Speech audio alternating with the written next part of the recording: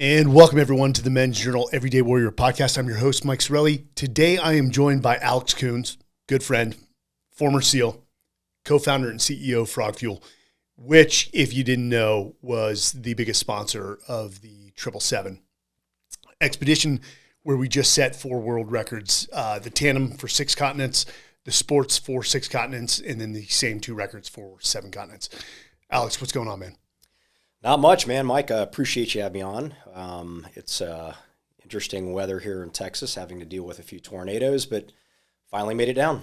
Yeah, and for the audience listening, it's what's the date here? It's the 3rd of March. Of course, this probably won't come out for about 4 weeks, but we had tornadoes in the Dallas area. George Silva, who was supposed to be with us, unfortunately had some damage on the property, so couldn't make it down. But I'm glad you made it down. Texas has had some strange weather. Yeah, Let's absolutely. Go around. Every day it's changing. Yeah, it's like 20 degrees or it's 80 degrees.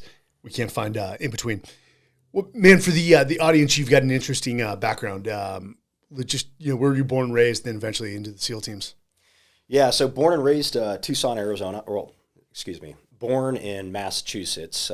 My father was actually a flight surgeon, so we went from Massachusetts to Tucson, where he worked out at Davis-Monthan Air Force Base, and then he became the lead doc over at Top Gun for a while. So military. Okay. Yeah. Career. And then career. Well, he left around 10 years, and then he went into the reserves for I think his last 12 or so. But so I was in Tucson, was in college actually for med school, and I think I've shared this story before. It's kind of interesting. When I applied for med school, I got accepted, and it was at that time my father, who used to run a private practice because he really believed in really helping people and doing the right thing. And he came up to me one day and said, "Listen, I want to talk to you about your career choice." And he said, "Listen, I know you want to follow on my footsteps because you've been a part of my practice. You're always helping me out." He goes, "But I want to tell you that the future of healthcare is not going to be what it once was, especially with managed healthcare." He says it's really going to be not about proper diagnosis, but it's going to be about prescription. And he says, "I'm telling you this because I don't think you're going to be happy with that career." And so I always trusted my father, and I made a career change. So I went into computer science, went into engineering, and just didn't know what I wanted to do. And it was one day I was walking down the campus at the University of Arizona, and I almost ran into this guy with a khaki uniform. And I looked up, but I could see this big gold emblem on his chest. I had no idea what it was at the time, didn't even know what special operations or the SEAL teams were. And he kind of stopped me. He said, "Hey, listen, you have 5 minutes to talk." And I said, "Sure." And he says, "Well, I wanted to talk to you because you don't look like you're really happy with what you want to do." And first thought, I'm like, "Who the fuck is this guy? Yeah. What does he know about me?" And so, the conversation progressed, and, what it ended with is he said, "Do you want to do the hardest fucking thing you'll ever do in your life?" And it was literally at that moment I said, "I want to go do this fucking job." But that was a difficult choice for me because, my father's German, my mother's Chinese, and she has she was raised very traditionally, and their outlook on life is you're a doctor or you're a lawyer or you're a nothing. And so she pretty much pushed our career path. That is a brutal culture. Oh yeah, absolutely. Yeah. And that's how they raise their children. Like Tiger Mom. Yeah, absolutely. And so the thing about it is I knew what I wanted to do, but I also knew that when I went home and told my mother I was going to drop out of college and go to the SEAL teams, she would disown me. And so I did. I went home and I said, "Mom, I'm dropping out of college. I want to go do this thing." She didn't know what it was. She just knew it was the military. And she says, "Well, if you quit college, you're no longer my son." And I said, "Okay, I guess I'm no longer your son." And I left. And so... and your dad knew in the military, knew what the SEALs were. He's like, "Hey, he knew about them. He didn't know, he knew there were SEALs, but he never really knew what they did. And, but, of course I don't want to make my mom sound to be this evil person because at some point down the road, she did support me, right? She didn't disown me. Yeah. So, so that's what kind of ultimately, that's how my career started. I did 10 years at SEAL Team 1, and I actually got out pre 9/11, and I was working in the corporate world doing cybersecurity so my first job was actually building the next generation Navy Marine Corps is internet. So it's everything from their cybersecurity infrastructure, their intrusion detection. What year is this, though? This has to be what, 99? That was 2000? 01. 01. 2001. And then... When did you get out? 2001. April 2001. Yeah. And so I was working, and I remember it was about, I think, 04. Or no, 9/11, obviously. I'm sitting in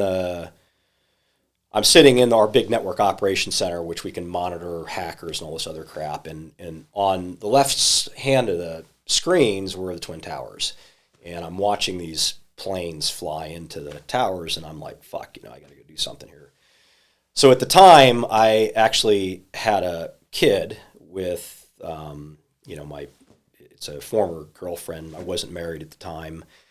And we were going through a custody battle because she actually had a drug addiction. And so I had, like, before this kind of happened, I just said, fuck it.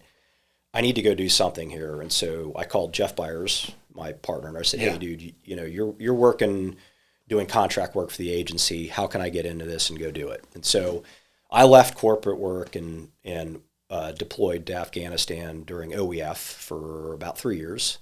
And this is when the pay was like the pay, dollar, right? Yeah, the pay was good. And and as a matter of fact, my long-term goal is I really wanted to go into ground branch. And I had met Billy Staff at the time, who was running the group. And he said, hey, come and apply. Well, when I got back to the States on a rotation, this is when, I found out, my ex had a drug addiction problem because I had no money in my account. She had spent everything I'd made overseas. And so I wanted to cut that off at that point. But, it was a difficult decision I had to make because I had to take full custody of my son because of her addiction.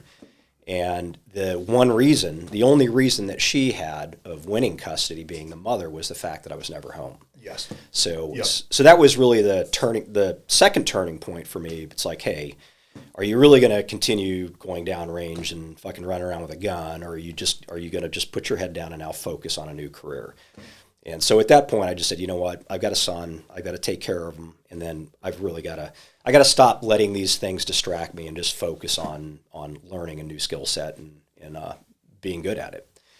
And so I went into everything from, I worked at 3 different Fortune 250 companies, climbing ladders, so to say. I worked at Sempra Energy. I built their risk management program, everything from cybersecurity, audit, compliance, to all their technology infrastructure.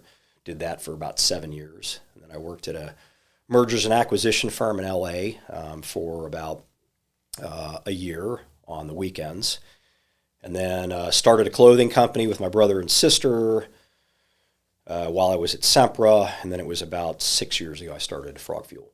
So 2012. 2012, we filed for licenses, but we really didn't start the company until about 2014. So 2 years of testing, research, product development. Yeah. Interesting. So it's an interesting background. It's amazing the SEAL got into your mind that quickly. Did you ever do that recruiting duty? No. Will, have you ever been approached by a recruiter? Yeah, in high school. In high school? For sure. What was your impression? I'm from a rural town, so it's like half of my people that I knew would go to the military. Yeah. So you just kind of walk into a room and you let them talk to you for a little bit with a couple brochures, and then you talk about it with your friends. Recruiters don't have the best reputation within the military. But I got horrible. But I got lucky because at that time that I actually went in is when they started the dive fair program. In what year is this? That was 91. 89. No. Yeah, it was 90 to 91 is when Did you come in before or after the first Gulf War? Before the first Gulf War. No kidding. Yeah, so 80. Were you at a team by the time the Gulf? No. Just when the Gulf War was ending, I just checked into Team 1. So we all got the National little defense ribbon. Little ribbon without any like little combat deployment type thing on it. Did Team 1 send any? Or was it Team 3? Team 1 had guys over there. Did they? And they had a couple guys over at Somalia too. But I think Team 5 had the larger presence in Somalia. It's when FAP and Gardner were on sniper duty out there during the extraction and stuff. Funny enough, for those guys that got the benefit of a deployment or quick little combat became like the all-stars with the only ones with stories. And now like those stories were totally trumped by the global war on terror. Oh yeah, of course. But it's, you're a product of your time. That's that's interesting. I did that recruiting duty. It was not only did I do it, I did it in the Bay Area. Yeah. In '99, as a corporal in the Marine Corps, it was awful. It was awful having to go to campuses and just talk to students, and San Francisco is not exactly a hotbed of military recruitment. No, it was awful, especially when they'd send me to the mall. They'd be like, "Go to the mall and find." It was just not my style, man. That's a career leap from building all this infrastructure, especially on the technology side, to a, let's say, very medical grade protein. Yeah, it is, but a lot of those are, I feel like, are, even though I think corporate career doesn't really recognize the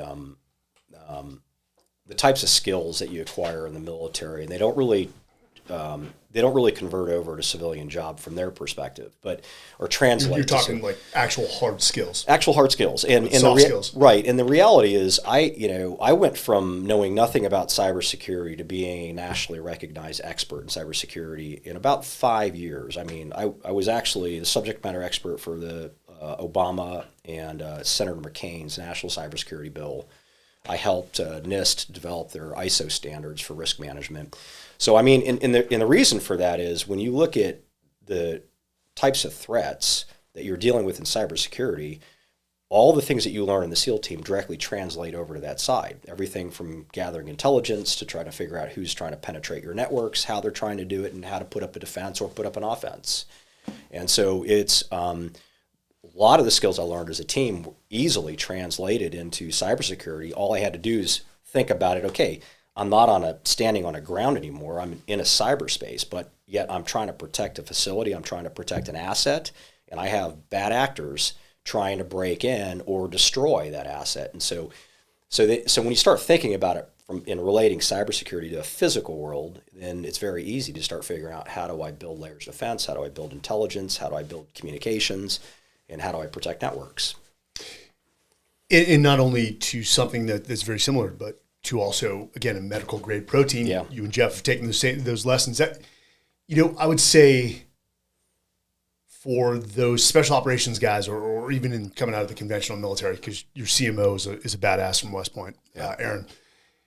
If you have the ability and you're not as dogmatic, that it's got to be this way, the way the SEALs or the military ran things, but you can take the soft skills, you can take the principles from planning all the way to execution and follow through, then you're going to be wildly successful in the private sector. I think you're an example of that. You walk through, Andy Stumpf is an example of that. Glenn Cowan is great, and I know you're friends with Glenn, our lone Canadian on the 777 team. He likes to say that venture capital is a special operations. Mm-hmm. It's taking limited resources, knowing where to deploy them.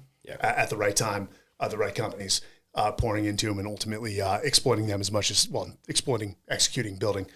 And I found that to be true.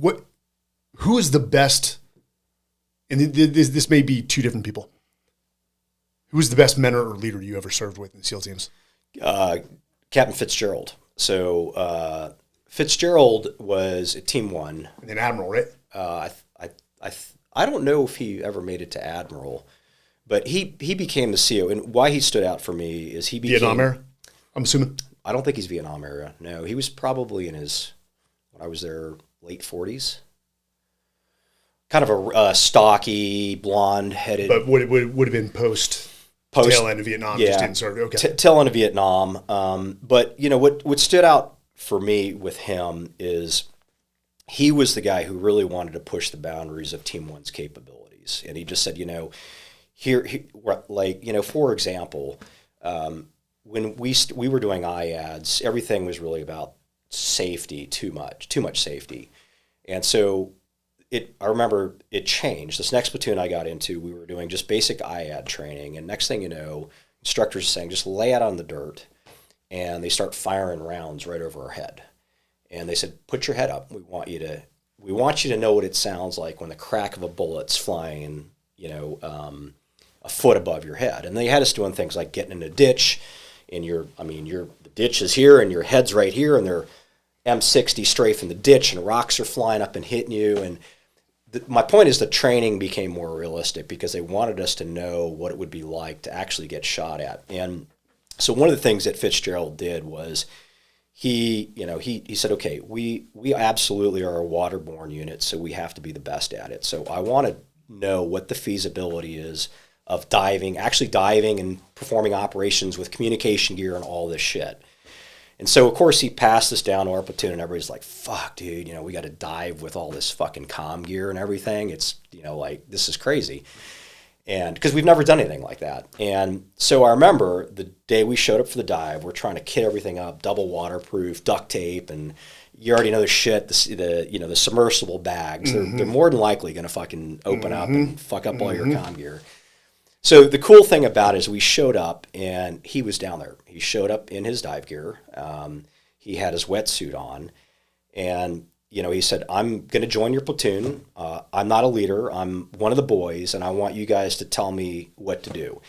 And what he said to us is, he says, I am never going to push down a policy down to the lowest level of my units without knowing that I can do it myself. And that really stood out for me. I mean, at that point, that's when I learned the difference between senior management and leadership. Managers push down policies and just expect people to abide by them. A leader is one who will never expect somebody to abide by a policy he or she wouldn't themselves. And he had a meaningful impact because I felt like he was really pushing the boundaries of our training and our capabilities, but at the same time, he was out there looking at this stuff and saying, okay, is this really practical, or am I just doing dumb shit and just dumb ideas? And he's the one guy I absolutely remember in my whole career. And him and the Hulk, which was, I always said the Hulk. He's a former, he was the 91, 92, he was the admiral for Group 1, Vietnam vet. He always drove a Corvette. Of course he did. Yeah, he was a good guy, awesome guy. Baby, the Hulk being big dude. Big dude. Yeah, I don't know why I'm drawing a mind blank at his name. Football player or just? I think he was a football player, yeah. Academy? Yeah, I think so. Yeah, good guy. But, Vietnam era guys were good. They were very black and white. There wasn't gray area with them. It's like, I like that. I liked, when you got direction, there wasn't a lot of bullshit in between. It's like, this is what I expect of you, and, you do it. I'm assuming that was a pretty serious generation. They just it was probably bitterness coming off that war and just it was good and bad. To be honest with you, when I left Team 1, I didn't leave from a good perspective because they were so strict at Team 1 that they used to have this policy in training cells. So training cells is like the senior guys. And not to cut you off, but in Will, SEAL Team 1 was known as Stalag 1. Stalingrad. So they always had very tight haircuts. And not Marine, I mean tighter for the SEALs, and they were always very strict with your uniform standards. But it is hence relaxed. But it actually came to the point that Team 1 had to be sort of cleaned out. Yeah. And the current admiral, I'm going to butcher his name. I think it's Keith Richards. Yeah. Or Keith Davids. Yeah. I think Keith Davids came in and sort of restood it up. I mean, for the SEAL teams, that's a bump in the road. Yeah, it definitely, the culture changed a lot, and some things were for the worst. Like one of the policies they had for training cell is when you were out training platoons on advanced tactics is that you couldn't fraternize with the platoons. And that was one of the stupidest rules because I had already done 5 cruises by then, and so I'm like, I'd work with 80% of these guys. Right, and so it was, and the reason I had a bad taste in my mouth, the culture was we were out in Fort Chaffee, I think, and a guy named Brad, I won't say his last name, but somehow he got into something with somebody in the bar, and next thing you know, I'm watching this guy run up behind him, this guy's friend that Brad's obviously going to get a fight with. He's got this wine bottle in his hand, and he's about to club him in the back of the head with it, and so of course I'm not going to let that happen. So I stood up, lit this dude up, and when I got back to Team 1, they kicked me out of training cell because I should have never been in the bar with the platoon. And so after that, I was kind of like, fuck you guys. I liked a lot of the dudes there, but it's just I felt like the the leadership, some of the leadership team at the point had really peacetime. It's kind of peacetime antics when you have nothing to do. You start with a lot of bullshit. Yeah, I can agree, but I didn't learn that until about 2013-ish. Yeah. Because I came in 98, which was right in the heart peacetime. Yeah. And, I had fun with the boys because I knew nothing else. I didn't know anything about the military, so that's what I thought it was. But war was definitely, you had a lot more authority and responsibility to make decisions at your level. And so I enjoyed that for the extent of my almost entire career. And then all of a sudden, as we started to, I don't want to say reduce combat operations, it felt like fingers were going back in pots. Oh, yeah. And all of a sudden, decisions I was able to make as a O2E, I couldn't make as an O4 at JSOC. And that got frustrating. It's interesting that usually your last leadership experience with any organization shapes your perception of it. Oh, of course. And I had a bad leadership experience. My last experience in the SEAL teams, I don't want to say self-inflicted. They moved me into a position to deal with a personality who was absolutely a warfighter, but difficult to deal with, and I respected, but we just didn't get along. Sure. But I think as I've had time to reflect, it's, that's one incident. I look at all the good times I had in the SEAL teams, all the great leaders I worked for. Yeah. But there are some bad leaders. Yeah. And for an organization that teaches leadership for a living, SEALs, military, how it misses with certain individuals, or they have a agenda for some reason. Well, Admiral Smith years ago, and it was like 19... recently passed within the last 3 years. Yeah, right? It was 1993. We had this big command, Group 1, Group 2 meeting, and it was we were specifically talking about why we didn't have our own SOCOM rating and why Admiral Smith was not pushing for that. And he made it very evident. He said, listen, there's a reason why I'm not doing this, because he goes, I feel like if we create our own SOCOM rating, we're going to have little groupie type things and limited billets. And what's going to happen is there's going to be good old boy fractions and networks, and you're not going to get promoted unless you're part of that. He goes, I don't want the teams to turn into a political structure. He called it back then, and which is the reason why he never supported it for many years. And then, But I also feel like things like that will work themselves out. I mean, the Army has obviously proven that through its organization, right? They probably had a lot of political infighting when they first 20 years of having their own ratings and structures, but they eventually resolved those issues over time. So I don't think it's necessarily a bad move, but very clearly, leadership at the time felt like it would create a lot of infighting, and that's the reason why they didn't want to do it. The SEALs were not what they are today back then, and they were still a red-headed stepchild in a lot of ways in the Navy. Yeah. And we didn't have a seat at the table. Yeah. Now I think we have more admirals per capita than absolutely. any other community in the Navy. Yeah. But you mentioned about Fitzgerald doing realistic training, shooting live rounds just over your heads. Could you imagine that video coming out today? Good Lord. There would be an outcry. Yeah. Well, and one of the incidents too, we were doing an assault formation where we had an elevated group, and we were doing a walking assault on the target. And this is just training, but I ended up getting shot in the back with a 40 Mike, and it didn't go off because the range proximity, but it knocked me right on my fucking face. I thought somebody hit me with a fucking bat. That's how hard it hit me. And of course, we never said anything about that. But do I look back and say, I would have done things differently? No, because I probably learned in that platoon alone, I learned more realistic training than I ever had in my entire career. I felt like, the level of performance was so much higher, and the expectations were higher, and I enjoyed it, quite frankly. They have to be. Yep. There's no organization that's going to replicate such a high standard as the U.S. Special Operations community. And it's cutthroat. Yeah. We know it's cutthroat. Yeah. And a lot of people can't thrive in that environment because, and I know Will has been learning a lot, you will be called out quickly. Yeah. And sometimes in what people would think is an unprofessional and untactful manner, and maybe it is on, I hate to say civilian terms, but it's part of the process we utilize to make sure that we're policing our own, and that standard does move. What's the phrase? Standards move 1 inch at a time. Yeah. And before you know it, you don't have standards at all. I don't know. It's still to this day, if somebody young asks me, should I join the military? My answer is 100% absolutely yes. Of course, yeah.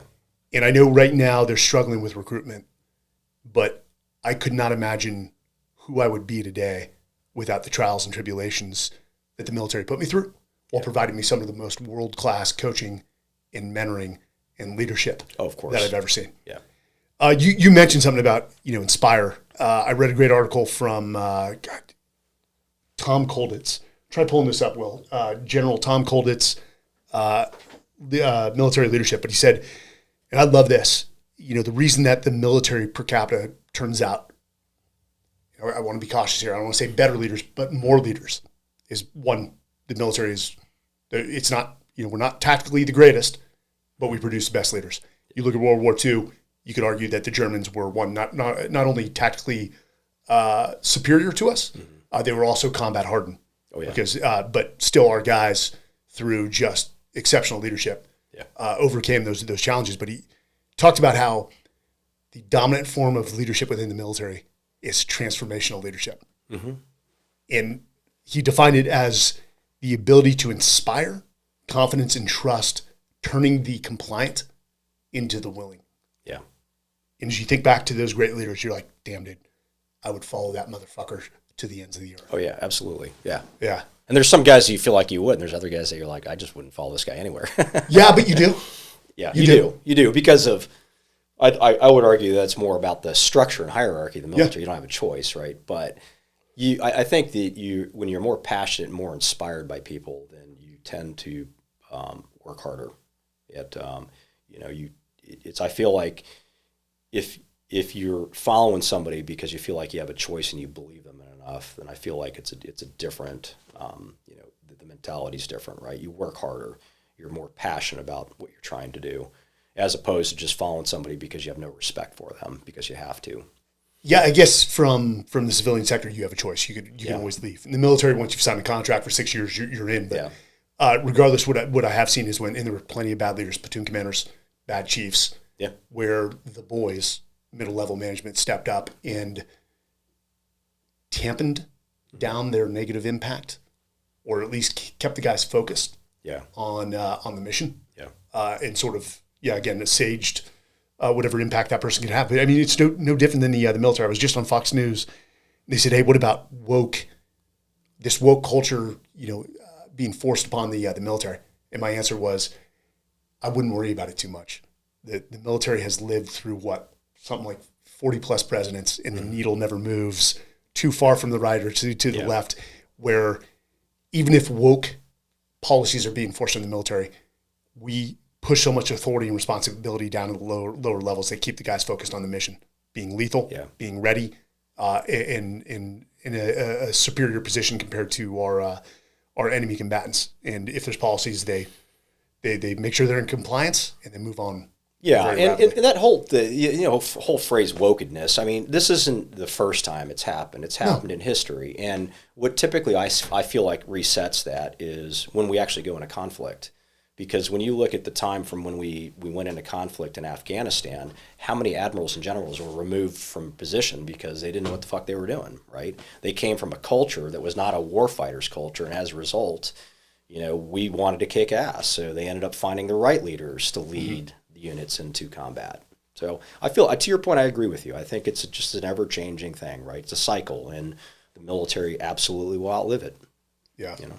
It's the other point of getting relieved for protecting a buddy in the bar. That's still to this day. I had a great, he's an admiral now, and I don't want to mention his name, but he was a great commander, great mentor of mine. He said, I don't know at one point the public's going to realize we're not in the process or profession of creating Boy Scouts. Yeah. We create the number one man through the door, and for the audience, what that means is when you enter a house, you can put a number on everyone who enters the door. The first guy through the threshold, the second, the third, the fourth. Usually we enter rooms in 2 to 4, depending on the size of the room or the configuration. But and that one man has a high probability of being shot at. Yeah. And I don't know what it is. When you put a SEAL platoon in a bar, there was always a drunk guy that thought it would be a good idea to mess with one. Yeah. It's the strangest, knowing who we are, it's the strangest phenomena. And I've seen it, again, I'm not going to use his name, but Will's met him. You may have as well. Let's just call him Jay. played football at the University of Texas, and somehow, despite his size, made it through buds, and is a massive dude. Only dude I've ever seen that would kicked open a steel double bolted door with a mule kick. But like clockwork, 6'4", about 270. Jesus, guys at the bar that were drunk would just come and try to pick fights with him. He would just be looking. He's like, "What the fuck?" He's like, "Are you guys? Is this a joke?" He's like, "Am I a punchline here?" And some guys ended up getting knocked out. But let's I want to transition. So again, you're in the risk management, cybersecurity world. You and Jeff are like, "Hey, let's break off and let's do did you know it was protein?" Yeah. So where it originally started, to be honest with you, is Jeff and I actually. So Jeff, I think, was in the teams for 4 years. So he did a couple cruises. So he was in my second platoon. Okay. And it was kind of funny. I mean, Jeff and I were friends, but I would argue our relationship was probably more contentious than anything because we were always trying to one-up each other. So for us, every time we were on the range, it was like him and I were who's the best. When we're running, who's the best. And so we're always, contentious, meaning that it's like, I'm better than you, no, I'm better than you. And we acted like that. And so, we always had this idea like in the back of our heads, and we talked about it when we were in Afghanistan, like, if we started this company, could we make something that didn't exist in the marketplace? And then, then the opportunity presented itself to do something. And I was already doing corporate work. Jeff didn't have the experience. He was still downrange working for the agency at the time. And he just said, "Listen, man, I don't really want to continue fucking doing this anymore." He goes, Yeah. Do you want to get this? What do you think about, getting this company off the ground? And I said, "Sure, let's fucking do it." And so we did. And so 2 years of research into how do you guys, because the market is so freaking saturated with protein. Yeah. And I think to a lot of average consumers, protein is protein, but it's not. Yep.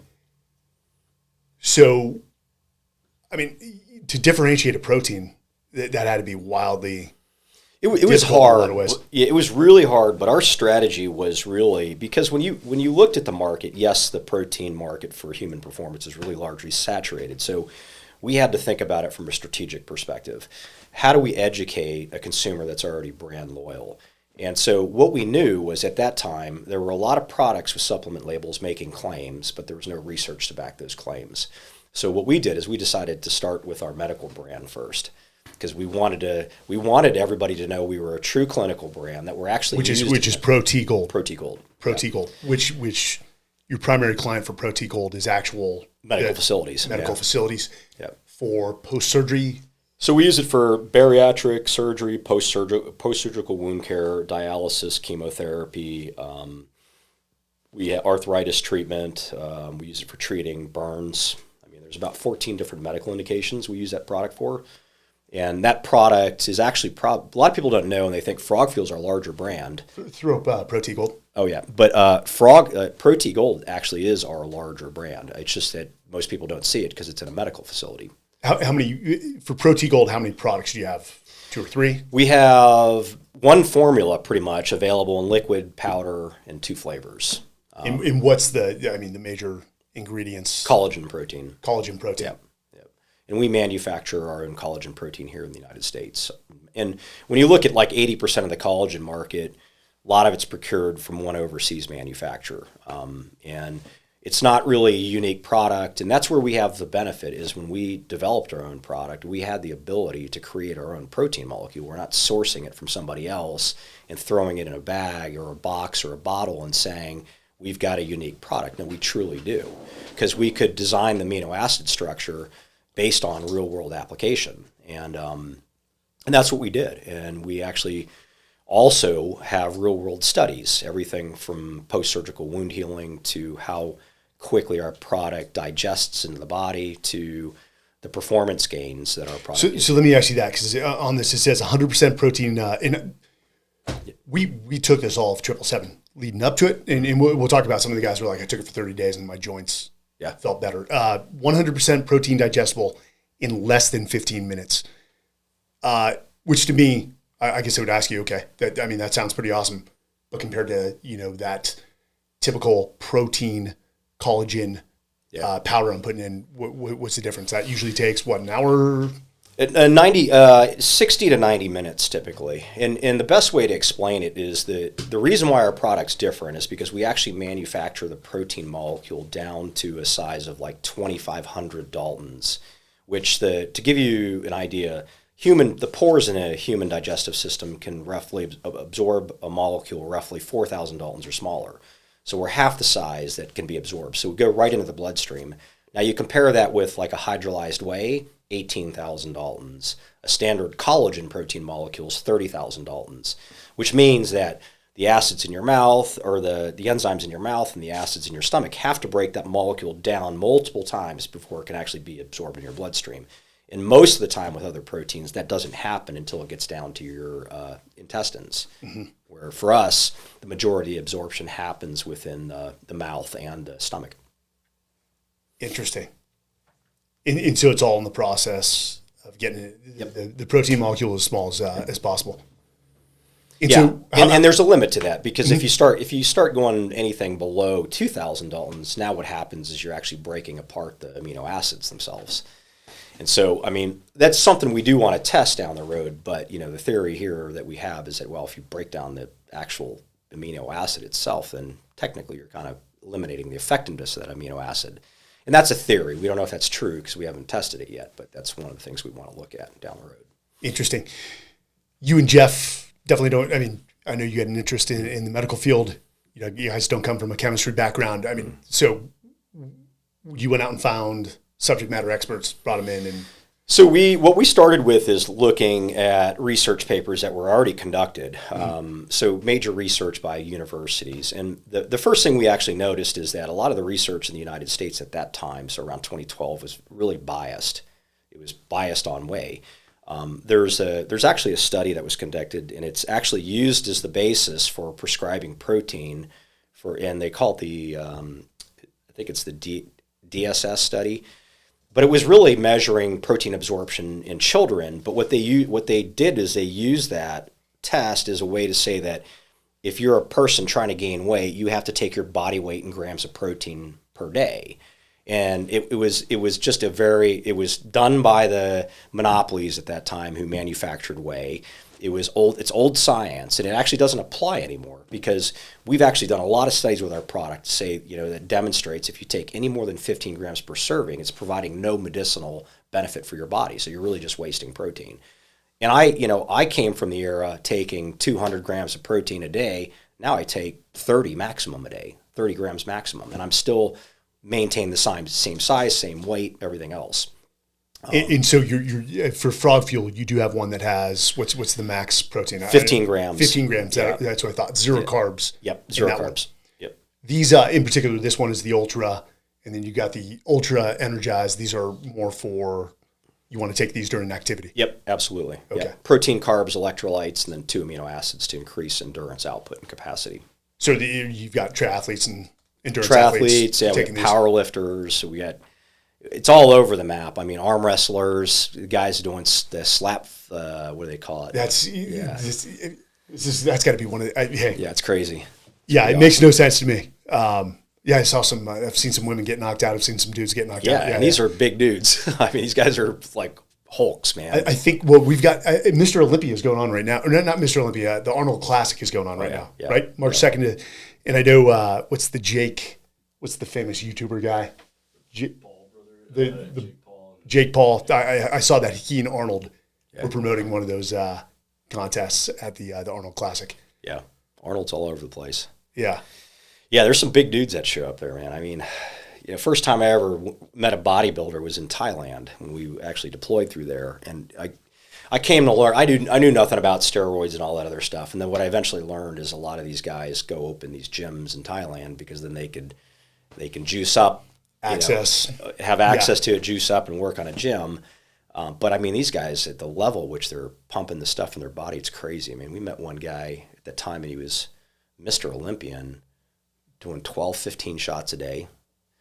And it enlarged, he was telling us a story too. He said it enlarged his heart so much that he couldn't effectively pump blood to his body. So when he worked out, he could only work out for 2 or 5 minutes at a time, and then he would have to take an hour break, and then so his whole day was, instead of somebody like us working out for an hour and you're done, he would do these little 5-minute sessions and he'd have to take a break because he couldn't breathe. And then he would go back and drink a smoothie and then go pump iron again. But I mean, he was massive. I mean, this guy was huge. But, you know, I don't know. Not a lifestyle I'd want to live, but no. Yeah, I know everyone is fresh on the Liver King. We went off on the Liver King, I think, one of the Friday sessions, but I think I read accurately he was spending $10,000 on substances. Yeah, probably per month. That's freaking insane. Came out about it or something. Yeah, it's crazy. And they had that one guy, I can't remember his name, but he was a celebrity. I think he lived in Florida. He was a big time bodybuilder, good YouTube channel. Yeah, he died 6 years ago, massive cardiac arrest. At what age? I would say he's 40 or under. I mean, he was young. Yeah. You know, it's not that I'm in that community at all, but it's amazing how many guys died before they're like 45. Yeah. People are like, oh, it was so tragic. You're like, yeah. While tragic, yes, anyone dying is tragic. It's like the guy was also like 260, 5'7", at like 8% body fat. That's crazy. And again, tragic nonetheless. But yeah, you were asking the question about. I mean, sorry, I kind of deviated there, but yeah. So what we noticed is like we started looking at all these research studies in Sweden, Switzerland, and Germany, and what we noticed in the United States was predominantly whey studies, and everything overseas was pretty much they were testing pea proteins, soy proteins, collagen protein, all these other different proteins.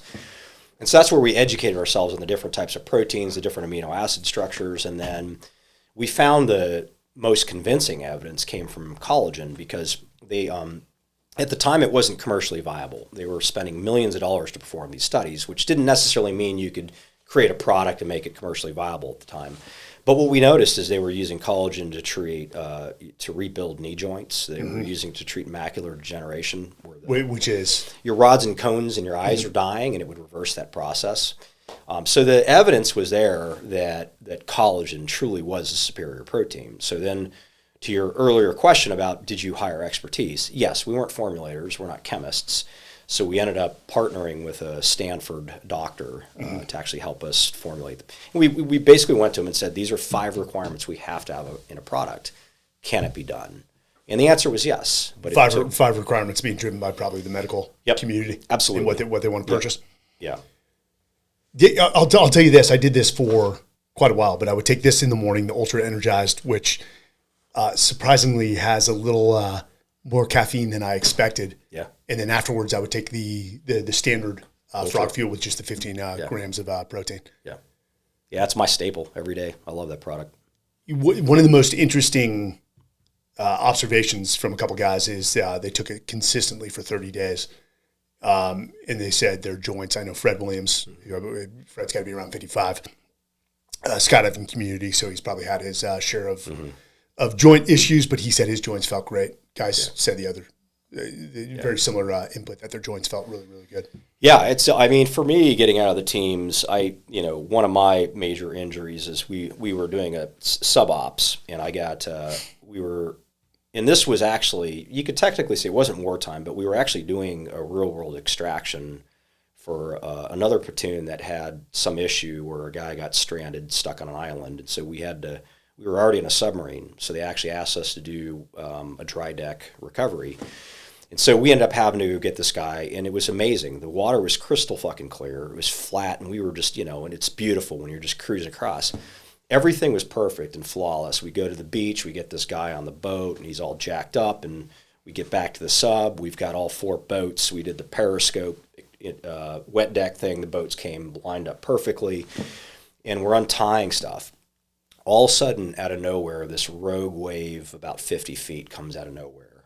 And so I'm 2 guys, 4 guys got washed off the sub. One was Tony and myself and Lena. Yeah, and I actually had, so at the time I had a 35-pound motor on my shoulder, and we had to carry that up the mast to drop it in.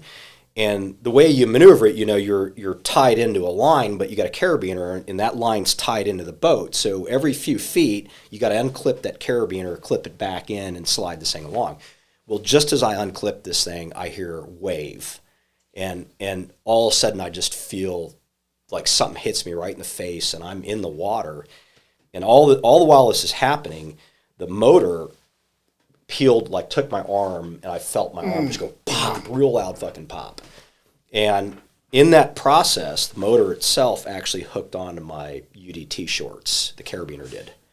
And so I can't see anything. It's black, and my ears just going pop, pop, pop, pop. And I'm like, I'm fucking dead. I'm going to drown here. And so I'm sitting here just fucking with this thing, trying to get it off. I got my Spyderco out, and I'm just sawing whatever I can to get this fucking motor off of me. And at that point, I thought I was dead. I'm just fucking done. And right when I had that thought, I just feel this release of tension. Something popped, and the motor came off. I don't know if it ripped my pants or what. And so I'm just fucking kicking and kicking and kicking. I remember the first thing, because I couldn't tell what was up or down, and I'm like, I can't see anything. The training came in effect, blow a bubble. So that's exactly what I did. And I'm watching where it goes. I just start kicking my ass off. And I didn't think I was going to make it, because I was probably, I don't know how deep I was, but I was deep. And I ended up just pulling my life vest. It, wasn't really inflating at that point. I start kicking. And then I just start seeing like this light shrinking. And then I blacked out at some point. But at that point, I think my vest had enough air to float me to the surface, because next thing you know, I could, all of a sudden I'm coming to, and I can feel this coldness on my face, and I made it to the surface.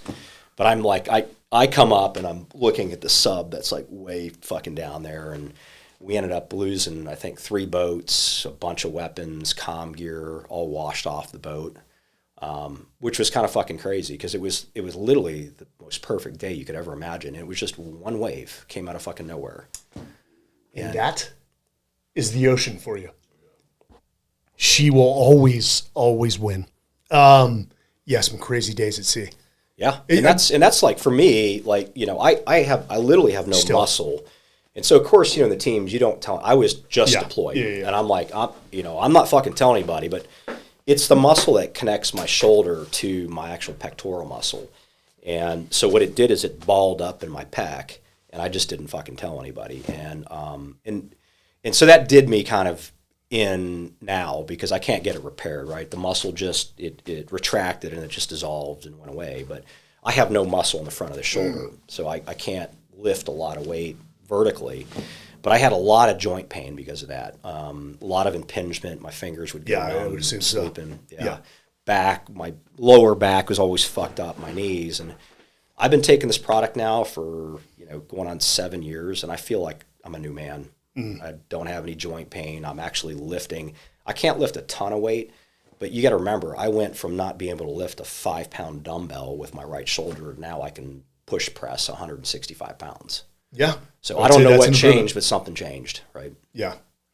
It's amazing to hear those stories where people forego surgery, and then they just sort of, I guess, adapt around it, evolve around it. I've heard a lot of those stories, but the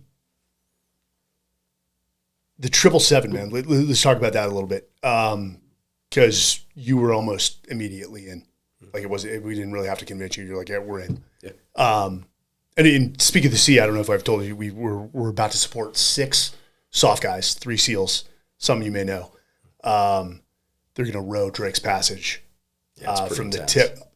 They're like, hey, do you guys want to get on the team? Andy, Nick, and I were like, no, but we'll support you guys. Yeah. So 6 guys, a little younger. Drake's Passage is the most treacherous stretch of sea. Over 20,000 sailors have been lost, and over 800 ships have been sunk, and these guys are going to do it in a 3. Yeah. So there's position for 3 rows, and then 3 guys sleep in the little compartments. So this is going to be insane. But they're going to train here in Austin with John Wellborn. I don't know if you know John. No. Power athlete, played 10 years in the league, NFL, and then was with CrossFit until he started CrossFit football, which turned into power athlete. So he's going to be training those guys, but that's insane. But what was attractive to you about 777? Was it just the challenge of it? Yeah, I think, well, it's a challenge. It's the, it's the team itself, because, I think that's something that you never lose as a former veteran, is that camaraderie, working with teammates. And you always, the practical realities, you always gravitate to it. It's one thing I used to tell folks, because, we have a lot of problems with post-combat stress, guys getting out. And what I always tell people, the worst thing you can do is go into isolation. And I did the wrong thing. So I ended up buying a house up in the fucking mountains away from civilization, living in a home. And people started telling me this, and I really started paying attention to like what I was doing. I was like, fuck, I got a gun in my car. I've got one in fucking drawers throughout my house. I've got one under my fucking pillow. Every time I sit down and watch TV, I'm flipping the blinds down because I don't want somebody looking in on my window. But it was very like, I was perpetrating like this really bad behavior. And it's because I just came from downrange where I had 360-degree security around me. I was always wearing body armor, always had a gun. And now I'm being put in this environment. And I remember thinking all the time, there could be a fucking sniper out there that's going to shoot me through my house. I think they call that overly hyper vigilant. Yeah, it's weird. And so I finally said, you know what? I'm like, I fucking tore down all my shades one day. I'm like, there's no goddamn sniper out there, and there never will be a fucking sniper outside my window. So I started, and what I realized is that I needed to get back into that camaraderie. I needed to hang out and be with, whether it's art. I mean, my preference was obviously guys in our community, but at the very least, it was about just getting back into society and being part of society. The isolation is what's going to kill you. And you're getting back into skydiving as well. Did you end up ordering a rig? No, not yet, because I guess 10 to 12 months. But you already have the parachute, because we had the Frog Fuel 210, which I think Fred was jumping. So I'm going to see if I can talk to Fred about leasing one or just using a rig. But that industry is so behind right now. I know, it's crazy. The best route is Fred or guys like Nick. Yeah, and it's everywhere. It's not just through him. I mean, I went down to Spaceland, and they're saying even to just get a suit is 10 to 12 months. Yeah. It's crazy. So I don't know what's going on. I mean, supply chain. And there's only a few major manufacturers in the space, and they're all competing for the same sources. But no, so I just found out today that my 260, I got a 260 with D-rings, so that you can jump rucksacks and a rifle. 260 for the audience is a little larger, but that's complete. So we just got to get a parachute now, a canopy for the 260, but everything is complete. The containers are the hardest problem. Yeah, that's the containers and the cypresses. So you're going to jump a 260 with no. I'll jump a 260 when we're in the mountains or high altitude or jumping into a hunting trip. So this is what we're gearing up to, and I don't want to, right now I know we're going to make this happen with Adam LaRoche, who Will met 12 years in the MLB, now doing human trafficking. He got deputized and then also was a task force officer in Kansas. But we're going to try to do extreme hunting. Jump into a hunt on his ranch. Andy, myself, Nick, probably Tanneman and Adam, maybe a friend. And then just, it's a proof of concept. Yeah, cool. So, yeah. But that's where we want to go. And then, So I'll leave it at there. We got a few other things on the table. But without your support for 777 and a couple sponsors along the same lines, we would not have been able to do that. And I know you guys supplied us to the hilt with plenty of protein. Are guys still hitting you up? Like, hey, can I get I haven't actually heard anything from anybody in a while. The only person I talked to is actually Fred. It just seems like everybody went back to like isolation. So it's kind of weird. It got real quiet. It did. And we've actually talked about this. And when the guys were on cloud nine. Of course, the guys, there's personalities. We didn't all agree, but we were aligned on the mission, and we got it done, and there was a sense of accomplishment. But then when guys went back, it was a realization that you've lost that brotherhood again, in a sense. Yeah. And I think there was a little bit of depression. Some guys shot me. They're like, hey, I feel a little off. I'm like, hey, I feel the same way. Yeah. And then in terms of sleep cycle, so we're going to have Kristen and Finn on from Whoop to talk. Have you seen the data yet? No, huh? So we're going to release the data. We'll release it in Men's Journal about how long it took for guys to recover. But I'll be honest, I still have not recovered onto a sleep cycle. I was off, and then about a week and a half after, I started falling asleep from about like 8, 9, 10 until about 2 in the morning, and then I just can't go back to sleep. Wow. So it's been a little rough. And it probably didn't help that you guys were flying commercial too, Coach. Yeah. That was. I'm not going to try to decipher this, but we'll have Kristen on as well as Finn, and they'll explain it. But this was pretty interesting data. Oh, wow. From what she told me. And you saw it. I mean, You go down a little. Well, you got Antarctica 1.9. Yeah, that's crazy. Which is, remember, we had a stage out of Antarctica, so guys got back on the baseline. Yeah. But you see right when you hit Chile how that completely changes. Yeah. You see where we got sleep in Abu Dhabi and how it sort of reset the guys because we did get about. But no REM sleep, just light sleep. No. Yeah, it's weird. Very little. Very little. Yeah, that's interesting. Yeah, so we'll publish that. Where do you go forward with Frog Fuel and Protein, or do you just stick with those core products because they're so essential? No, we actually have a long laundry list of products we want to develop, but it's one of the things that so we have a good board of directors like Mike Sarraille and a few others on there, and I was always the type of guy that likes the new shiny object, and so for me, I always got distracted easily. I want to do the next thing, do the next product. But what I realized over time is that all these things were a distraction, and what I needed to do is keep my circle about an inch wide but go about a mile deep. And so it was about 3 years ago, I just got the team together and said, listen, we're going to discontinue these two products because they don't align with our core products right now. It's a whole different type of marketing. It's a different audience. And I said, let's just pull everything in and let's just focus on one aspect of the market. And since we've done that, I mean, our growth has been tremendous. And it is something that Mike Janke, because I've been friends with him a long time, and I saw that same thing with him where, he had the focus and started SOC, and then he started doing all these other things. But what I noticed is all these other little things he was doing, they were all failing, and he was losing money. And so what he ended up doing is he's just like, you know what, I'm just going to run this one company until I make my hundreds of millions of dollars, and then I'll do something else.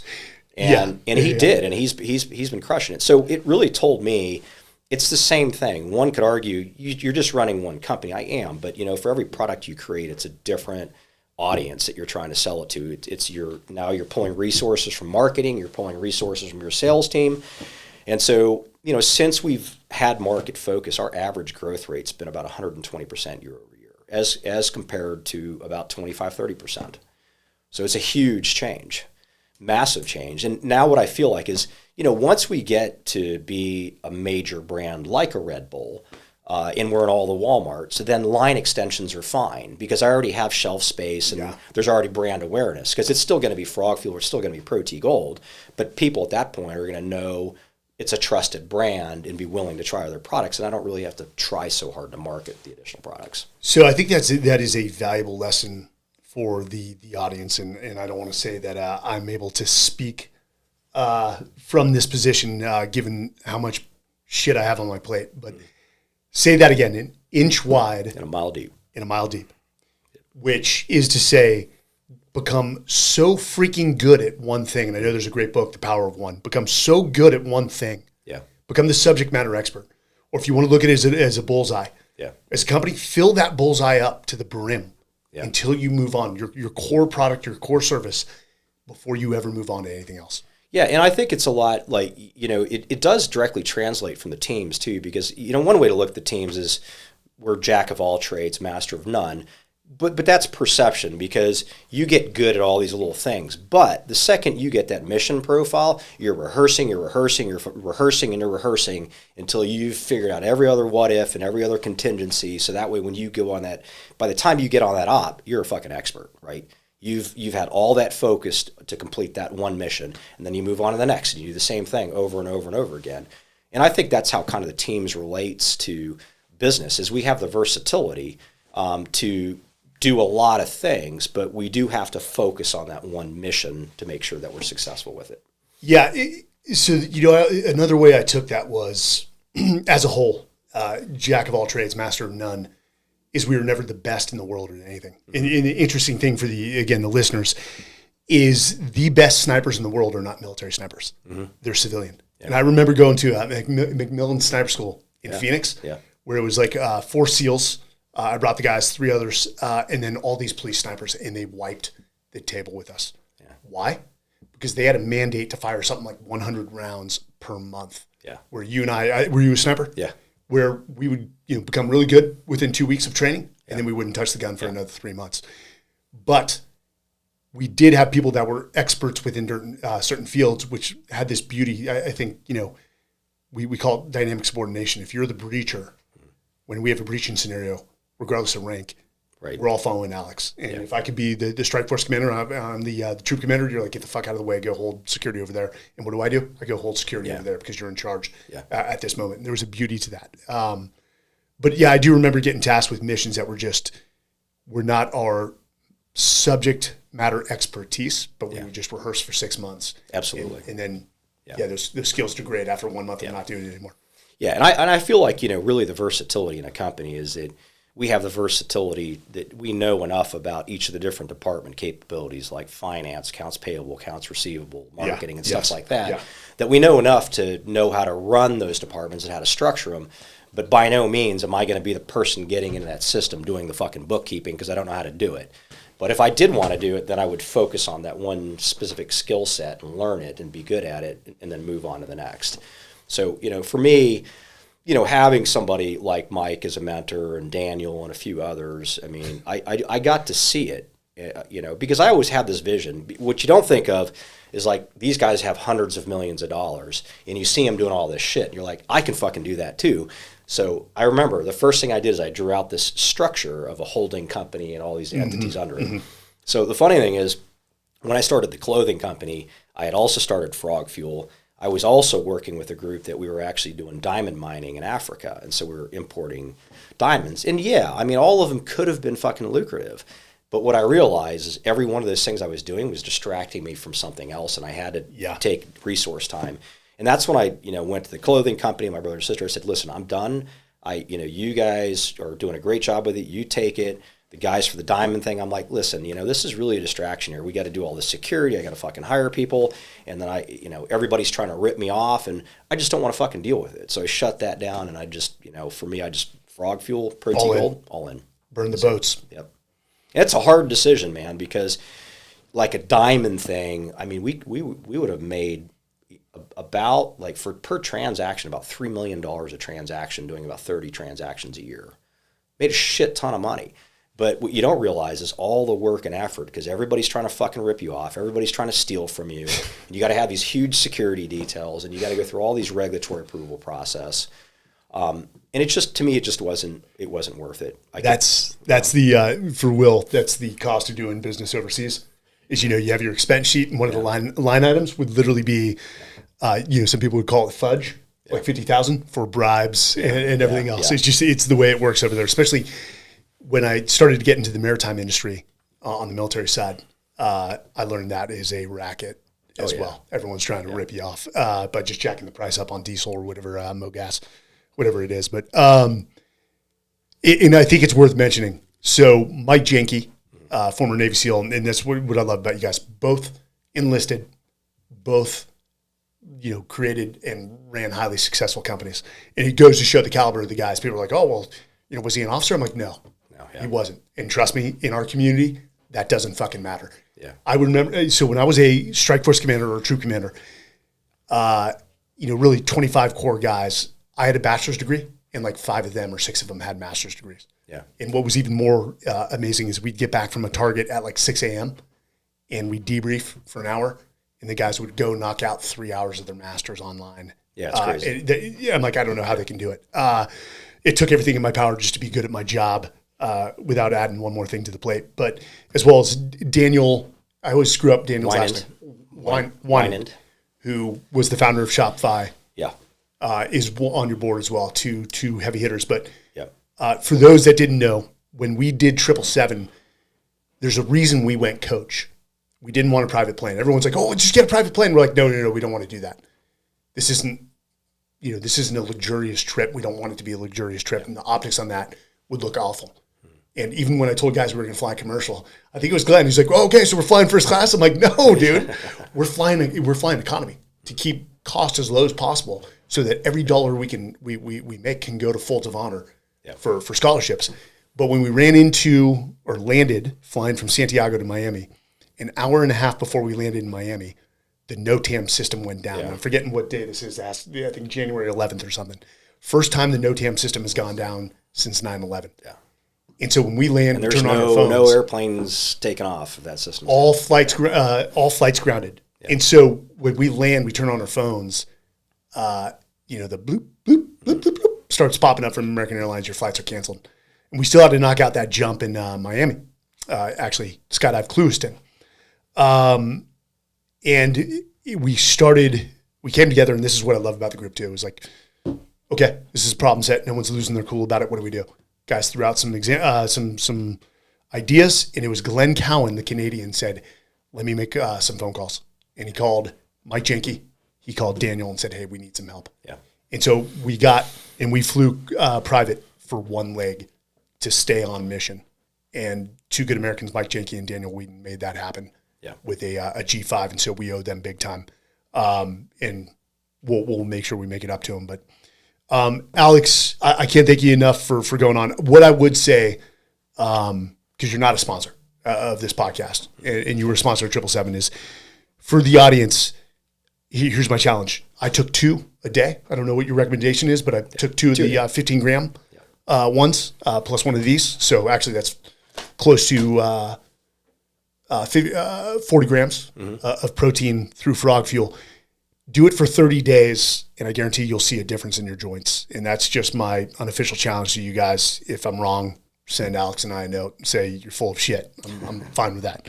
But it did for me, from a guy who has a lot of injuries. But Alex, the way we end this, man, is usually with 2 questions. First off, you've met with a lot of success. I know there was a lot of failure along the way. Of course. But what are maybe those 3 rules, those ground rules, those tenets, whatever you want to call them, that you follow in life that have statistically led to good outcomes?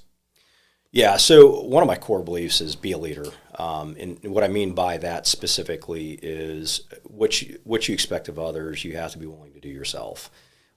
So don't expect others to do something you yourself can't do. And I think that applies from everything from company to your children. I mean, I always laugh when, I used to go to this climbing wall and I see these parents yelling at their kid to go climb this climbing wall, and they're getting mad at their children. And I'm looking at them going like, why don't you get your dumb ass up that wall and go prove to your child you can do it? You can't, because they're fat. Yeah. And so, the true definition of leadership is important. Perseverance absolutely is important for me. Qualify that. Yeah, because it's not always going to work out how you expect it to when you expect it to.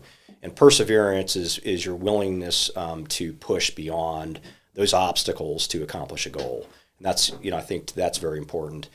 And then the other thing I found to be very important for me, I don't know if there's one word to say, but that you have this natural instinct that when you have to do something, you have to do it. And this happens this used to happen all the time to me, where I'm like, I got to get that thing fucking done, and then I don't do it, and I'm like, oh, I got this whole other list of things to do, but then I realized that was the one thing I needed to get done, and I had to get done.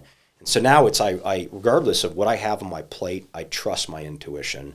If something's telling me I got to get that done, I don't waste time. I fucking drop everything else I'm doing, and I get that one thing done. I heard a quote from Elon Musk, which I liked, and I think it was about entrepreneurship. And this is what I think he was trying to convey is entrepreneurship is like staring down the abyss while chewing glass. And what he qualified it or quantified it as is a entrepreneur gets the things done that need to get done, not the things that they traditionally like to do. 100%. I talk about this in the book, The Everyday Warrior. Is we call this, and it sounds like what you're describing is self-accountability and self-discipline. Yeah. We call it get shit done, get the things done that you need to get done that you've been tasked with, make things happen.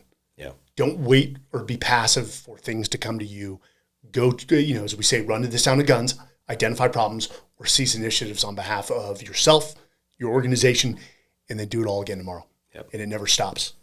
And for a CEO, and I always hear it, a CEO says, if we can just get to, 5 million EBITDA, we can coast. I'm like, yeah. Let me know how coasting does for you in an organization once you get there. I have no doubt you can get there. And when you let off pedal, that's what at the end of the day, man, when's all said and done, let's say 30 years from now, 40 years from now, what do you want your legacy to be?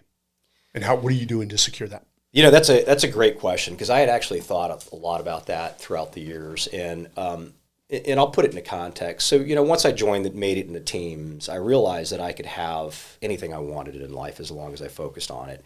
But what I set at that time is because I didn't really have a lot of nice stuff. So I remember saying, one day I'm going to buy a GT, sports car. It's like $100,000 car. And then I remember 4 years went by and I fucking bought it. And then next time I knew, hey, at some point I want to buy that $100,000 Ducati motorcycle. And I fucking ended up buying it. But what I realized is that I wasn't really creating a lasting legacy. I was just buying, putting value on monetary things, and I was getting them. And I said, what's weird about it is I'll just keep continuing down this path and getting things I want, and none of these things are going to add any value in my life. And so what I realized for me, what my legacy was not about me. It's about helping others be successful. So how I want to be remembered is when I'm in a fucking casket or whatever, or burned, or depending on how I die, I guess, or end up on the side of a fucking mountain. That's not a bad way to go. Absolutely, yeah. I mean, I always told people, if I've got terminal cancer, I'm not going to fucking sit in a bed and die. I'm going to go climb up Mount Everest with a bottle of water and take off my fucking clothes and pour the water on myself and freeze myself up there and just stay there. But, legacy to me is that, is if I'm dead and people are in a room, I would love for it to be that the people in the room are like, this motherfucker helped me accomplish my goals. And that to me is a legacy. And I know you focus, you can't help everyone. You focused predominantly on helping a lot of team guys. Yeah. And I know that's been your focus, and you helped us. But to me, it's pay it forward, right? Because you help that one guy, he helps another. That person's always going to remember you for being the one that helped them. And it's like, all these times people have told me, business friends, like, why aren't you charging for fucking consulting? You're helping this person with their company. I'm like, why? Yeah. I mean, why? I said, but because ultimately, if he's successful, I'm successful. That's what you don't realize. I don't need anything. It'll pay you tenfold. Yeah, it'll pay you tenfold. And so I always do that. I mean, occasionally, yeah, you're right. I got to keep my circle small because I still have to focus on what I'm doing. Inch wide, mile deep. Inch wide, mile deep. But yeah, am I in the technically I advise like 3 or 4 companies? Yeah, I'm advising 3 or 4 right now that are startups, a consumer goods company, 2 tech companies. And just trying to help them, do well with their business, how to scale, how to raise money, how to structure your company. I'm not asking for any money to do that. But at the end of the day, these guys turn out to be billionaires, and I'm happy with it. Yeah. I'm good with it. You mentioned something, dying on the side of the mountain. There was a TF-160th pilot who just passed away climbing, I'm forgetting what mountain in South America. Oh, shit. But I want to say late 60s. Mm-hmm. And saw an email chain because he was an ambassador for the Special Operations Warrior Foundation, which is a good foundation. Provides scholarships to the kids of the fallen. And people are like, hey, my condolences, this is tragic. And again, it is tragic. And my response to the group was, I'm like, hey, don't get me wrong, but this is fucking awesome. Yeah. I said, he is blessed to 100%. Go out in that manner. I can only wish hopefully I live a little beyond, but I go out on the side of a mountain on some expedition surrounded by my brothers and my family. There's no greater way. He was still pushing. He was trying to conquer the mountain. The mountain just conquered him on this one. Yeah. But that's a good way. I mean, the good outlook on life is live life to its fullest, because if you people talk about dying and not being afraid of dying, and it's my firm belief, adamant belief, that if you're not living life to the fullest, then you're going to be afraid of dying, because there's going to be a lot of guilt and animosity at the things you could have done and you didn't do. So the point is, do what you want to do, and at the end of the day, when I fucking die, I don't want people feeling sorry for me. I want them to know that I live life to its maximum capacity, and that means helping everybody I can, but also being the best person I can, period. Yes, absolutely. Well, Alex, strong words, be a leader, perseverance, self-discipline, and accountability. Get the things done that you need to get done, and then ultimately a legacy of helping others to achieve success. Hey, brother, thanks for coming on. Where can people find you? Frog Fuel? Frogfuel.com. Mm-hmm. Or LinkedIn usually is where you probably hang out. LinkedIn, yeah, LinkedIn. I'm always up there on my own social media too. God of Archangels is my call sign. God of Archangels. That's a good one.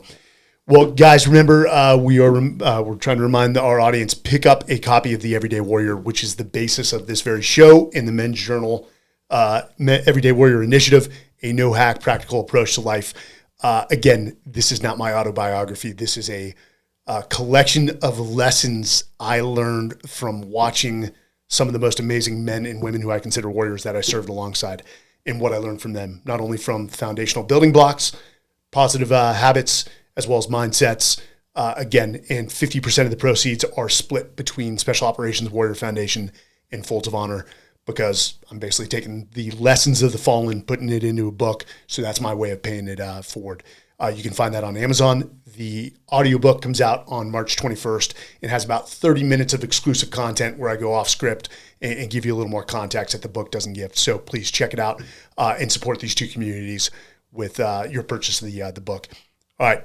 This is Mike Sarraille, host of the Men's Journal Everyday Warrior podcast. Until next time, be good.